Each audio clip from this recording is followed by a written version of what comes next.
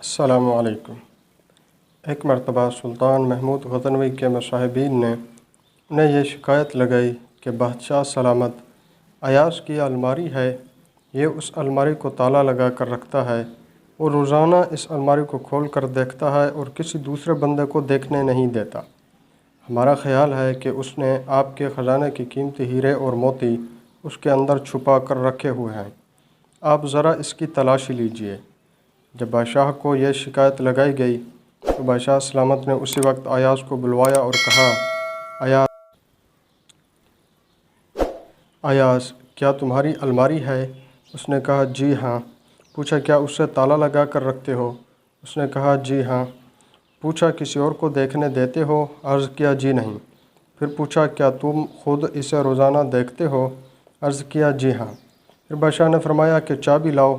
ایاز نے چابی دے دی۔ بادشاہ نے کسی بندے کو بھیجا کہ جاؤ اس الماری میں جو کچھ موجود ہے وہ لا کر یہاں سب کے سامنے پیش کر دو۔ وہ حاسدین بڑے خوش ہوئے کہ دیکھو اب اس کی حقیقت کھل جائے گی۔ جب اس کی چوری کا سامان سامنے آئے گا تو بادشاہ ابھی اس کو یہاں سے دھکے دے کر نکال دے گا۔ اللہ کی شان کہ جب وہ بندہ واپس آیا تو اس نے آ کر بادشاہ کے سامنے 3 چیزیں رکھ دیں، ایک پرانا جوتا اور پرانا تہبند اور ایک پرانا کرتا۔ بادشاہ نے پوچھا اس میں کچھ اور نہیں تھا؟ اس نے کہا جی نہیں، یہی کچھ تھا۔ بادشاہ نے کہا ایاز اس میں تو کوئی ایسی چیز نہیں جو اتنی قیمتی ہو جسے تم تالے میں بند کر کے رکھو اور کسی دوسرے کو دیکھنے بھی نہ دو، اور کوئی ایسی چیز بھی نہیں کہ جسے تم روزانہ آ کر چیک کرو کہ ٹھیک ہے یا نہیں۔ اس نے کہا بادشاہ سلامت، بات یہ ہے کہ میرے نزدیک یہ بہت قیمتی ہے۔ بادشاہ نے پوچھا بھائی وہ کیسے؟ اس نے کہا بادشاہ سلامت، وہ اس لیے کہ جب میں آپ کے دربار میں پہلی مرتبہ آیا تھا تو یہ جوتے پہنے ہوئے تھے، یہ تہبند باندھا ہوا تھا اور کرتا پہنا ہوا تھا۔ میں نے ان تینوں چیزوں کو محفوظ کر لیا تھا۔